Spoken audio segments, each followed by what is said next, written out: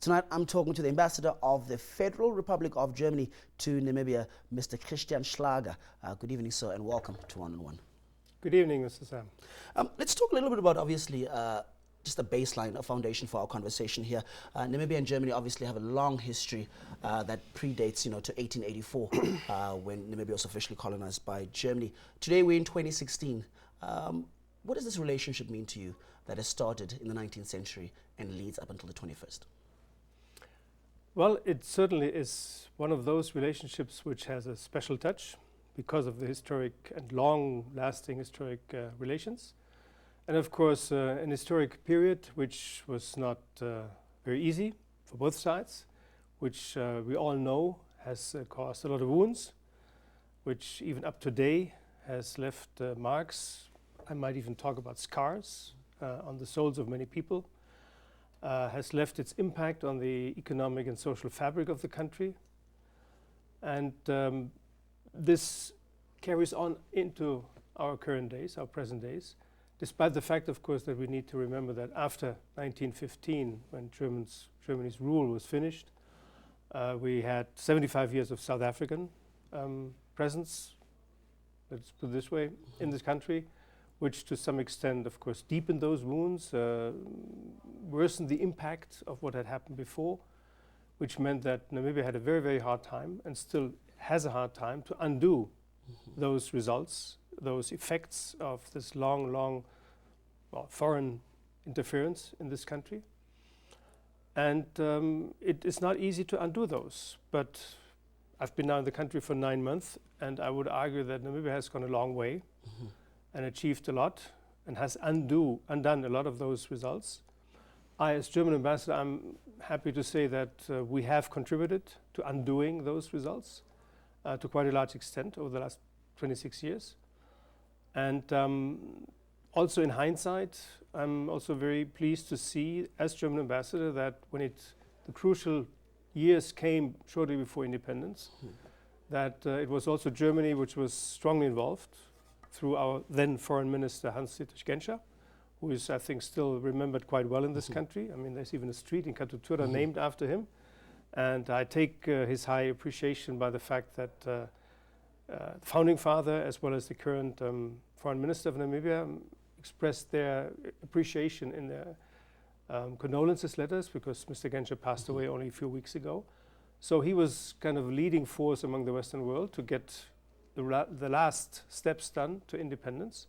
So he was very strongly advocating independence in the international fora. And he was very instrumental to start this very strong relationship shortly after, with independence of Namibia, 1990.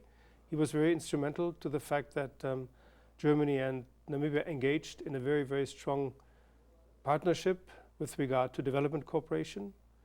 So that kind of carries the past into the present with now, I would argue, a very positive undertone and a very positive perspective for further development. Okay. So given the fact that you say, let's focus now on the relationship to 26 years, you said obviously there's been a lot of aid or support rather that's been plunged into Namibia since independence.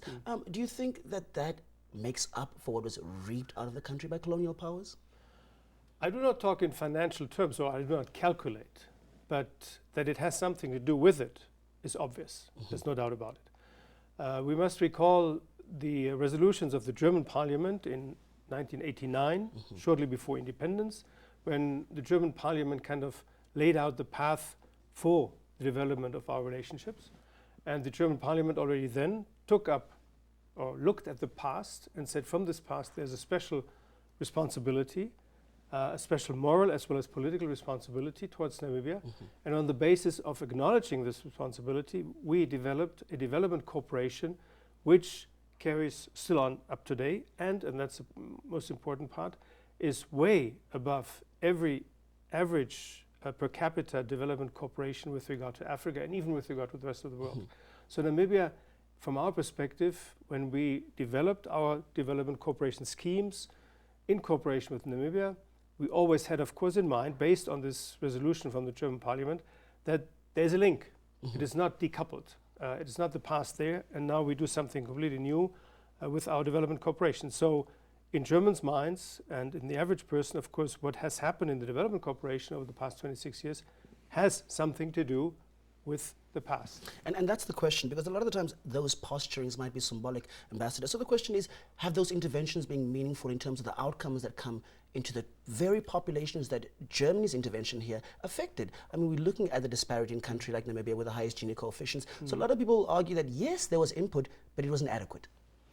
I would argue it was adequate, but of course, any input coming from a foreign country can only be a contribution to the efforts of the country itself. All we can do is help to the maximum possible extent to contribute to the own efforts of Namibia to get on its own feet and walk on its own feet independently. But I think that's what's controversial. A lot of the times you say that any country, especially developing countries, I think that philosophy would work in a developed context, you know, for them to be primarily responsible for their own well-being. But in developing countries, it takes a different type of route. Therefore, the efforts need to be calculated. If we're looking at, for instance, even the German population that remains in, or the former German population that are Namibians, as a subgroup in Namibia, you see that they are economically advantaged, and they continued, for instance, when it comes to issues of land, issues of mobility, they are still privileged in this country as a result of colonial interventions. So in contemporary sense, is it fair to say that Namibia must then lead its own path when people from Germany still continue to benefit? Of course. Namibia is independent now for 26 years. It takes its own decisions without interference. And all we can do, and this is what we do, is to try to contribute in cooperation, in talking to the Namibian government. Where should we invest? Where should we go? What kind of projects should we develop? And all you have seen over the past 26 years is based on mutual agreements, on the consensus between both governments to see where we should go, where we should put our efforts into in order to alleviate, to the extent possible, the effects that we still see from the past. Of course, whatever has been done and whatever can be done cannot be at the place of the Namibian government's own efforts. But that's the problem, that a lot of people argue that the German government has engaged the Namibian government, and obviously there's some elements of tribalism that's involved in terms of the affected communities directly when you're looking at, for instance, the Herero, the Nama communities. And then the argument is, by engaging the Namibian government, you're actually putting in the resources in the places that were not affected by German colonial impact. Well, we have analyzed the situation together with the Namibian government, and we came to the conclusion that after all, it is in the best for the cause to deal with the specific issues of the past today, the best for the cause to do it within the framework of government-to-government negotiations. But does that affect the communities that were affected? This remains to be seen in the sense that we as a German government, as an outsider, we cannot determine, at least all by ourselves, what things should go and what should happen. We have to do it, and that's the general principle in international relations. We have to do it with the democratically elected, legitimate government of Namibia, and that's what we do. That's what we talk with them, and they talk with us, and this is based on a mutual agreement that this is the best for the cause. And we rest assured that, of course, both governments, and in particular in this case the Namibian government, takes into consideration all the points of interest of all communities in Namibia. The structures, as much as I know and as much as I can tell, the structures that have been put into place by the Namibian government in order to engage all communities of the country are there. But all communities have been invited and can participate. But I'm sure you've read in the media with regards to, even the paramount chief saying that the government shouldn't be the leading agent, and they don't consult with us, and then they do things, in their own unique sense. So for the German government, when you know and you hear these reports, why do you continue the relationship that's not including the people who are arguing this based on media reports? I wouldn't argue that they're not enclosed. They're invited to, as much as I can tell, they're invited by the Namibian government to be part and parcel of their institutions, of the preparation of the talks, in order to finalize the Namibian position. Everybody has been invited. I do not know to what extent Mr. Rukoro is now participating or not. It remains up to him whether he wants to be part of this very special process between both governments. Most of the traditional leaders have agreed to go with the government. It seems to me that so far Mr. Rukoro is more on the outer side. And that's up to him to decide. But we as German government, we have no other possibility within the framework of international relations but to talk with the democratically elected government in Namibia. Okay. Ambassador, I think we're going to keep it there for the first half. Well, if you're listening, this is One-on-One. We're talking to the German ambassador to Namibia, Christian Schlager, and he's just reiterated that under international law, it is the German government's obligation to engage another sovereign state government directly rather than interest groups as a primary negotiator. We'll be continuing this conversation. Aid versus reparations is in our second half. Stay with us.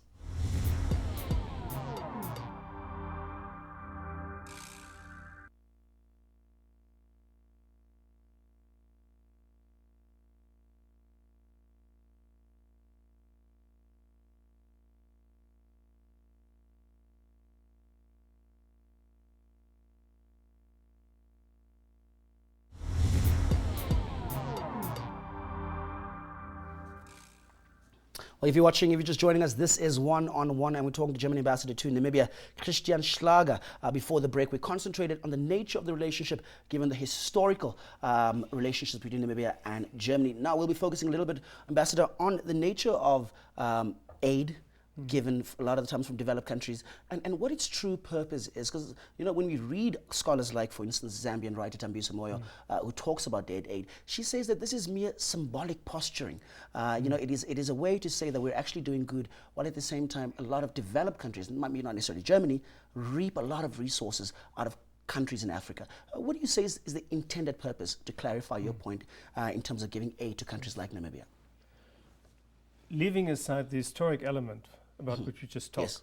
But in general terms, of course, our sincere interest is to see that other countries strive, that other countries develop in order to become a viable economy with which we can deal, in order that we see that other countries develop into a democratic structure where people have democratic and human rights existing and being respected, because we have the experience that it is particularly good to deal with countries of that nature.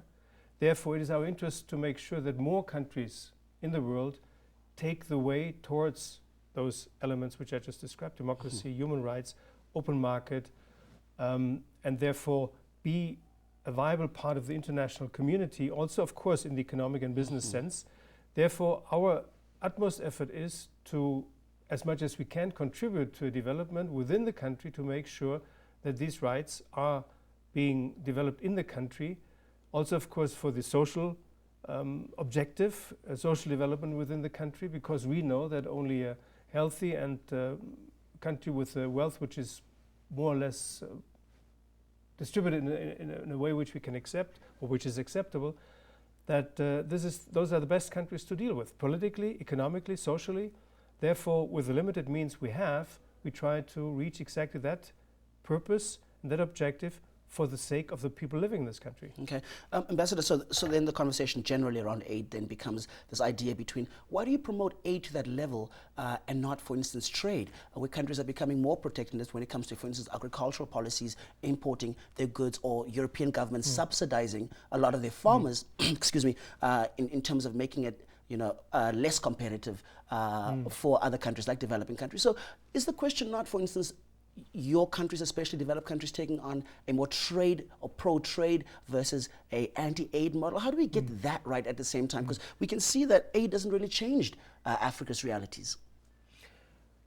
Well, whether it has changed realities or not, I would argue in Namibia it has contributed a lot to the change. Of course, the major driver is the Namibian government itself. But as I said before, we do our utmost in order to develop our projects, to develop the places where we put the money into, together with the Namibian government. And we have different sectors. If you talk about structural development towards wealth distribution or wealth creation and then distribution, for example, in infrastructure, Germany has been extremely active over the past years in infrastructure, road infrastructure, electricity production, electricity transport.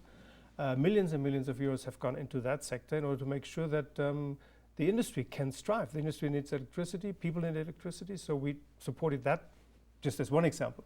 We supported that sector, and it fits all into the objective of putting a country into the place that it is by itself capable of producing, of being part of the international competitive market scheme. And that's, I think we have come a long way on this road. Of course, trade is... But if you look at it, global trade, Africa only still occupies 2% of global trade. So, you know, at the greater picture, we're not saying, again, that there's no inputs being made and there's been no marginal difference, but we think those are incremental. But to really change the face of a lot of countries beyond Namibia, because I think it's an anomaly in itself again, just the question remains, why don't you guys promote trading, for instance, as much as you do aid? We do, of course, as well. I mean, we are in the process of developing, or signing actually, finalizing the European Partnership Agreement, so the European Union, an agreement, kind of a free trade agreement with the SADC countries, of which Namibia, of course, is an integral part of it. It is finalized, it has been negotiated, it's up to signature now. We hope that the European countries get their acts together as well. But the objective is to have it done by the end of this, or even before the end of this year.